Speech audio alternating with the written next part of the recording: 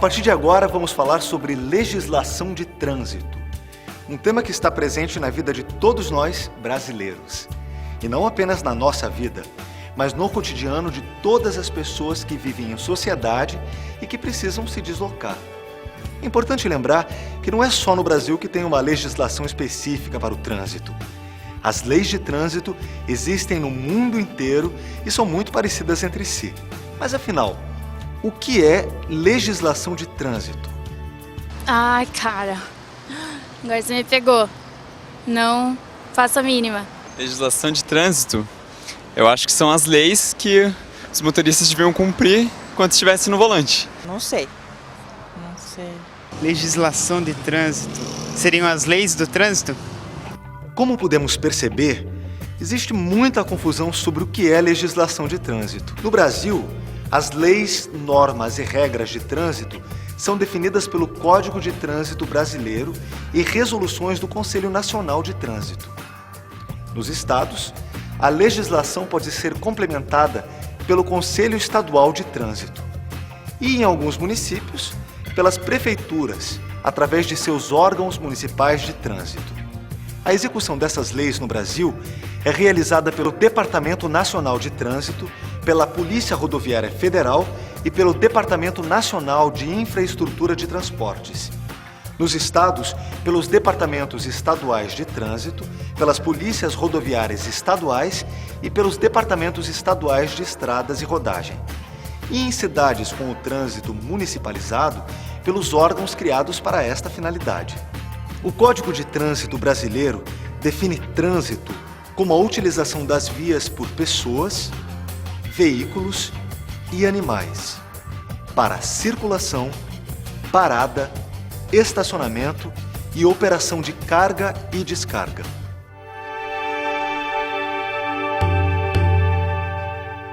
É muito importante pensarmos em como o nosso comportamento pode afetar este ambiente. Você conhece seus direitos e deveres no trânsito? O trânsito é o maior palco social que existe e é por isso que nele se manifestam todas as diferenças. É por isso que é muito difícil legislar e controlar o trânsito. O limite entre os direitos de cada cidadão e os direitos dos outros estão quase sempre em conflito. Nessa cena, por exemplo, a gente vê que fica muito confortável para esta mãe que está indo buscar seu filho na escola poder parar em fila dupla. Mas para os outros usuários da via é um transtorno incalculável, às vezes patrocinando acidentes. Mas observe bem, a solução para evitar esse problema já havia sido tomada. Existe uma canaleta para que os pais possam, um a um, chegar na frente da escola e embarcar os filhos com segurança. O trânsito está estruturado em 3 pilares básicos: a educação, o esforço legal, que é o conjunto de leis e a fiscalização, e a parte da engenharia. É a engenharia que nos diz como as vias estarão constituídas. E existe uma via para cada tipo de usuário. Por exemplo, pedestre é na calçada, ou pedestre pode atravessar as vias de rolamento por onde passam os veículos nos pontos especialmente preparados para isso. É o caso da passarela. Dê uma olhadinha nessa cena. O que você acha? Como vimos, nem sempre é fácil saber até onde vão os nossos direitos e onde começam os direitos dos outros, especialmente quando estamos em vias públicas. É justamente nesses locais que precisamos pensar antes de agir, pois esse é um espaço de todos e o respeito é fundamental.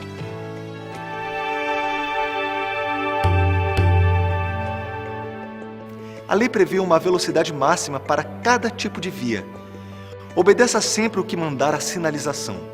Quando não houver, jamais exceda os 60 km por hora em vias urbanas e nas estradas. Nas rodovias, a velocidade máxima permitida depende do tipo de veículo.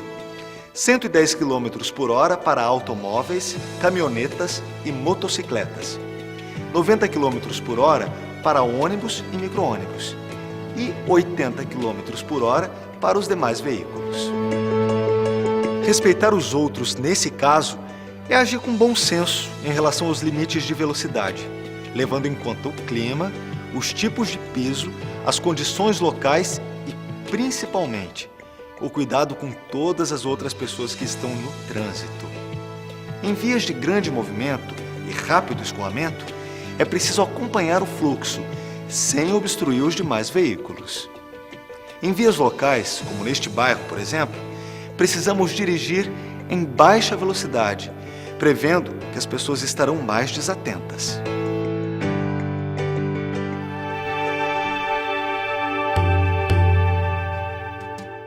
Assim como as vias, há também diferentes tipos de veículos. Quanto à tração, os veículos podem ser classificados em automotores, elétricos, de propulsão humana, de tração animal, reboque ou semi-reboque, que são unidades sem propulsão própria, puxadas por veículos motorizados. Quanto à espécie, os veículos podem ser classificados em de passageiros, bicicletas, ciclomotores, motonetas, motocicletas, triciclos, quadriciclos, automóveis, micro-ônibus, ônibus, reboques, semi-reboques e charretes.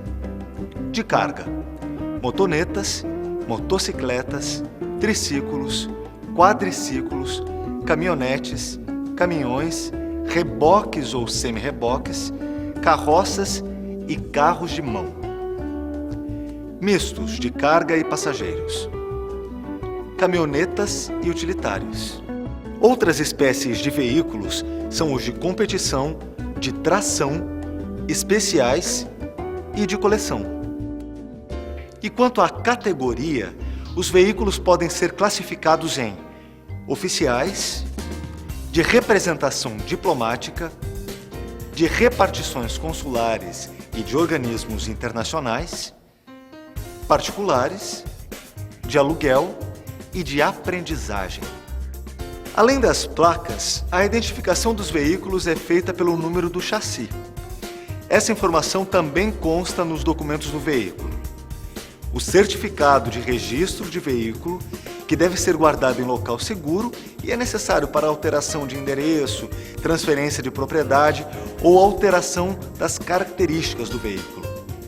E o certificado de registro e licenciamento de veículo, documento de porte obrigatório para circular com o veículo automotor.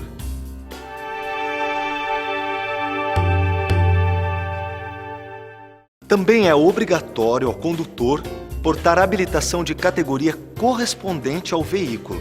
Para conduzir veículos de 2 ou 3 rodas com ou sem carro lateral, como motocicletas, ciclomotores, motonetas e triciclos, o condutor deverá portar Carteira Nacional de Habilitação de categoria A.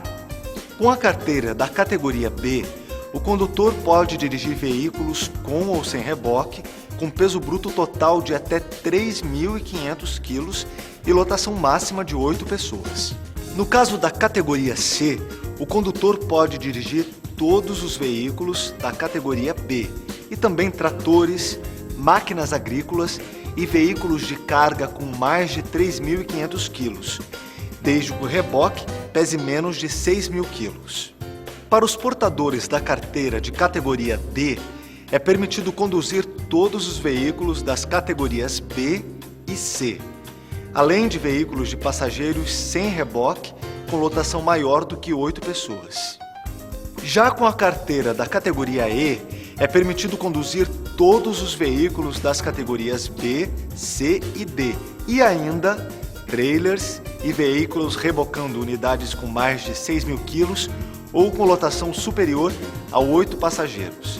E é a única categoria que permite conduzir veículos com mais de um reboque.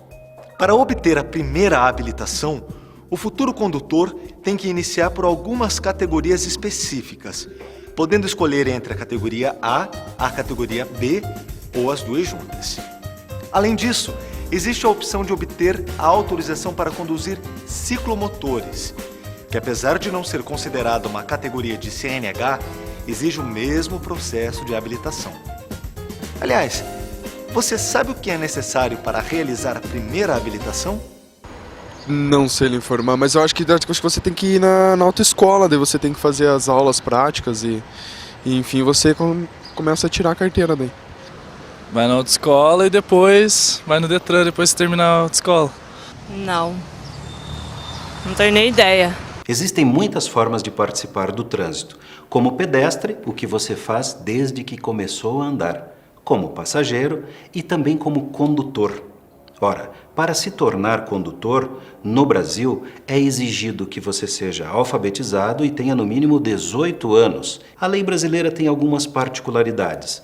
Você deve se dirigir até um CFC, Centro de Formação de Condutores, mostrar os seus documentos, se submeter a uma avaliação médica, a uma avaliação psicológica, a um curso e uma avaliação teórica, e a um curso e a uma avaliação prática. Se você obtiver as médias mínimas estabelecidas por lei, você passará a portar uma permissão para dirigir durante 1 ano. Se tudo correr bem, você chega à CNH, a Carteira Nacional de Habilitação. Muito complexo? Exagero da lei? Pense bem, será que qualquer pessoa poderia subir num veículo e sair dirigindo por aí? Todo o conjunto de regras que garantem a funcionalidade e a segurança no trânsito foram estabelecidas com base na longa experiência, não só brasileira, mas de outros países, para que tudo funcione bem, para que os direitos e os deveres sejam atendidos. Se for aprovado em todas as fases, o candidato recebe a permissão para dirigir, que tem validade de 1 ano. Mas muito cuidado com infrações nesse período. Eu passei no exame do Detran e consegui minha permissão para dirigir. Um dia eu estava atrasado e acabei ultrapassando o sinal vermelho e cometendo uma infração gravíssima e perdendo a minha permissão. E agora, para conseguir essa permissão novamente, eu preciso refazer todos os exames no Detran. Como vimos, cometer qualquer infração grave ou gravíssima, ou ainda 2 infrações médias, resulta em cassação da permissão para dirigir, e o processo de habilitação terá que ser reiniciado. O condutor habilitado deve ficar atento para a validade da sua Carteira Nacional de Habilitação, lembrando que é obrigatório solicitar renovação junto ao órgão de trânsito competente, conforme a data indicada no próprio documento. Para os motoristas profissionais, existem cursos e exigências específicas para áreas como transporte coletivo de passageiros, transporte de escolares, transporte de emergência e de produtos perigosos.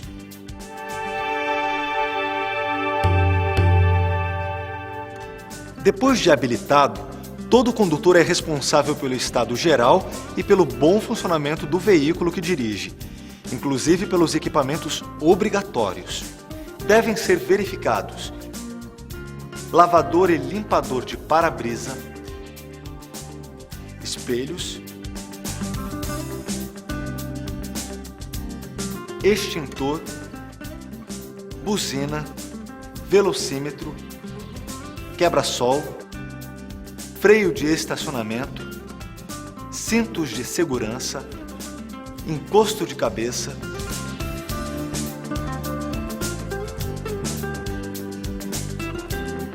para-choques, silenciador, triângulo, estepe, macaco, chave de roda e de fenda.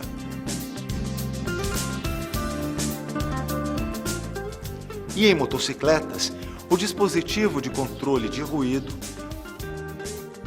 os espelhos, o velocímetro,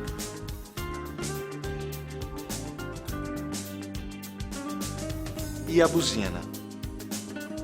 O bom estado dos pneus e o perfeito funcionamento de todas as luzes e uma quantidade suficiente de combustível também devem ser observados.